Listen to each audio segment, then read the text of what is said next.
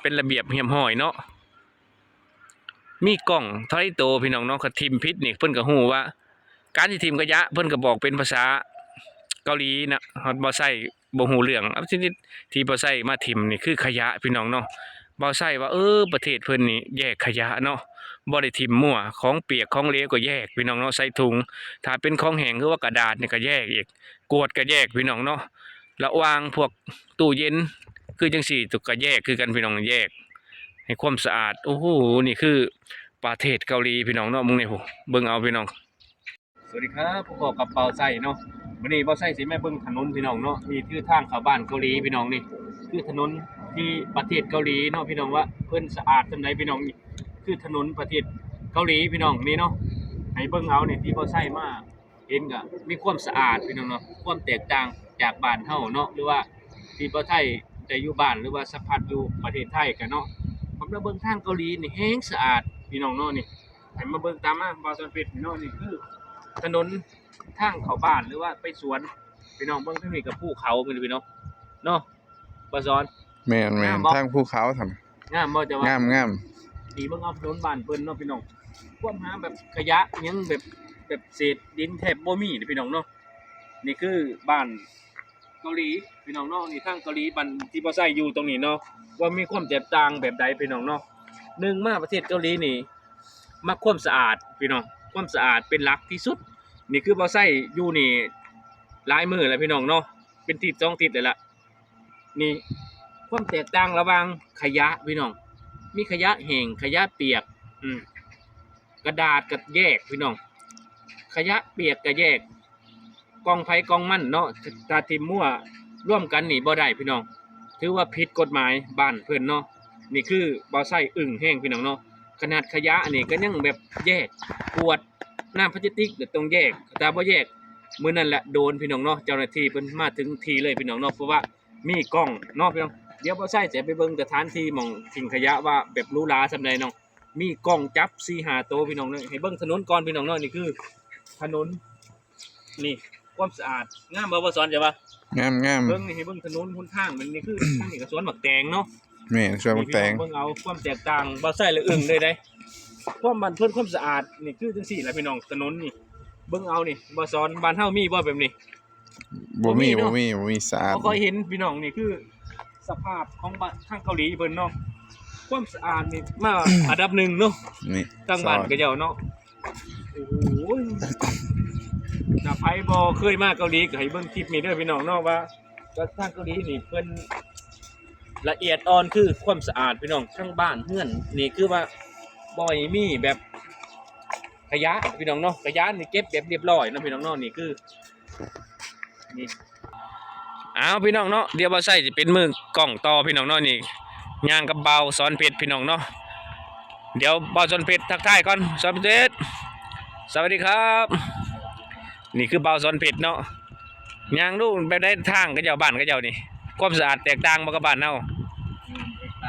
แตกต่างเนาะพี่น้องนี่คือที่บ้านบ่ใช่เฮ็ดนี่คือนี่บ้านเฒ่าแก่พี่น้องนี่บ้านเฒ่าแก่บ้านบ่ใช่อยู่เด้บ้านเขาเจ้าก็สั้นเดียวเด้พี่น้องแบบเฮ็ดอยู่ในภูเขา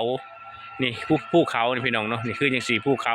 เขาเจ้าก็สิปลูกบ้านตามจังซี่งามเด้พี่น้องงามที่บ่ใช่เห็นเนาะแบบธรรมดาแต่บ่ได้ใหญ่บ้านเขาเจ้าก็ตอกกระแตกนะแบบสั้นเดียวแต่ว่างามคล้ายๆจากจังได๋แหละประเทศจีนบ้านบ่คือทั้งบ้านเฮาปานใดเนาะนี่คือบ้านเจ้านายพี่น้องเนาะนี่ที่บ่ใช่เฮ็ดก็คือสวนหมักแตงพี่น้องทางนี้เนาะสวนหมักแตงทางนี้ติดภูเขาอีกได้พี่น้องภูเขานี่หลายขนาดแต่ถนนหนทางนี่ความสะอาดพี่น้องยอมรับว่าสะอาดอีหลีพี่น้องความแตกต่างบ้านเพิ่นกับบ้านเฮานี่คือว่าโอ้โหไกลกันหลายเนาะจากบ้านบ่ใช่อยู่ประเทศลาวนี่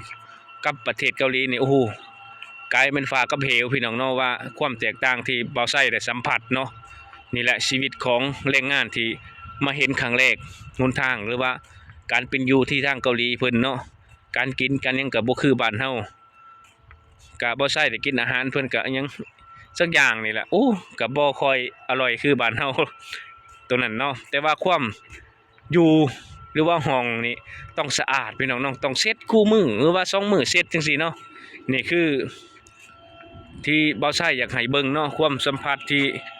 ใครบ่เคยมาเนาะหลายๆคนอยากมาว่าอยากมาเฮ็ดงานอยู่เกาหลีเด้นี่คือสวนแตงพี่น้องเนาะประมาณนี้คันฮ้อนแล้วก็เขานั่นก็บ่ได้พี่น้องมันฮ้อนเพราะว่ามันเป็น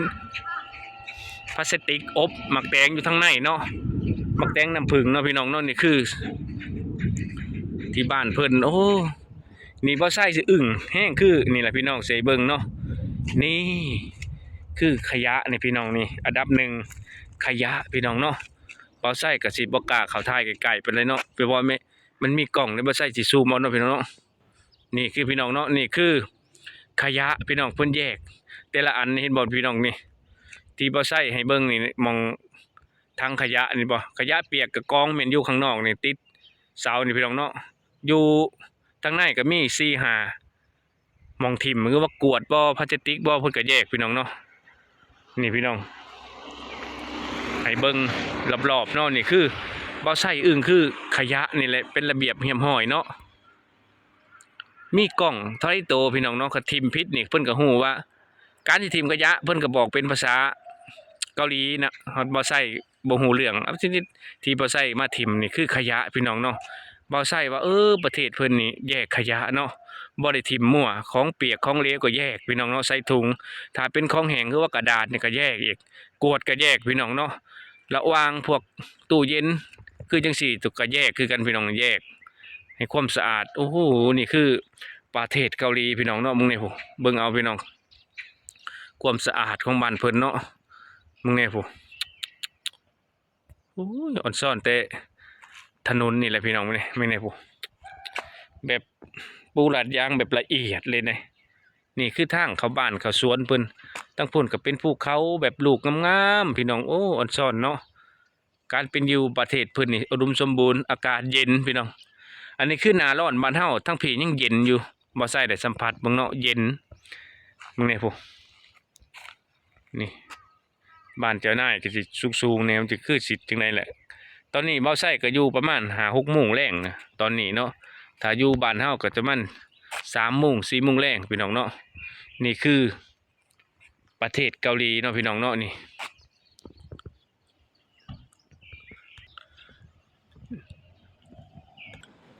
พี่น้องให้เบิ่งใกล้ๆเนาะนี่คือ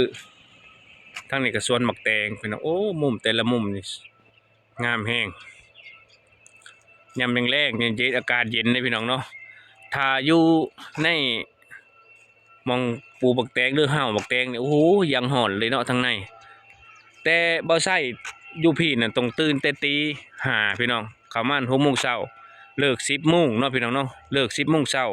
แล้วพักประมาณ5 ชั่วโมงหรือว่าทางเกาหลีนี่5 ชั่วโมงตอนแดดแก่ๆคือบ้านเฮาก็10 โมง 11 โมงเที่ยงบ่ายนี่สินะบ่าย 2 บ่าย 3หยุดพี่น้องถ้าเป็นบ้านเฮาเนาะมันแดดตอนนั้นแต่ทางเกาหลีนี่หยุด10 โมง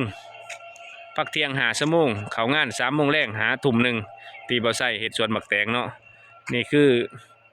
อากาศยามมื้อแลงตอนนี้5 โมง 6 โมงแล้วพี่น้องเนาะตอนนี้กำลังแบบโอ้โหสวยเดี๋ยวบ่ใส่สิพาทางกับบ้านบ่ใส่เนาะนี่ปุ๊นี่คือหม่องขยะพี่น้องกวดกับส่วนกวดก็เจ้าแยกแต่บ่ฮู้ว่าก็เจ้าคือบ่ขายกวดนี่เนาะคือมันขายบ่ได้บ่กวดอยู่พลาสติกทั้งนี้บรรยากาศยามแรงๆแดดอ่อนๆพี่น้องแต่มื้อนี้ก็อยากร้อนแน่แต่ร้อนน่ะทั้งเฮาก็เย็นแต่ทางเกาหลีเพิ่นร้อนเนาะช่วงนี้ถ้าเป็นอากาศอยู่บ้านเฮาเย็นแล้วส่ำนี้แต่ทางเกาหลีเพิ่นว่าร้อนก็บ่เนาะมึงเนี่ยผู้บรรยากาศวิวสวยๆเนาะพี่น้องเนาะนี่คือเกาหลีพาไปเคยมาเนาะว่าอยู่แถวใดบ่าวไส้อยู่เมืองซ่องจูเนาะนี่แหละชีวิตแรงงานไกลสุดแล้วมาทำงานขึ้นเครื่องบินมาเนาะพี่น้อง6 ชั่วโมงฮอดเกาหลีพี่น้องนี่ชีวิตของคนแรงงานที่มาทำงานที่เกาหลีเมืองซ่องจูเนาะทุกคนเนาะเอา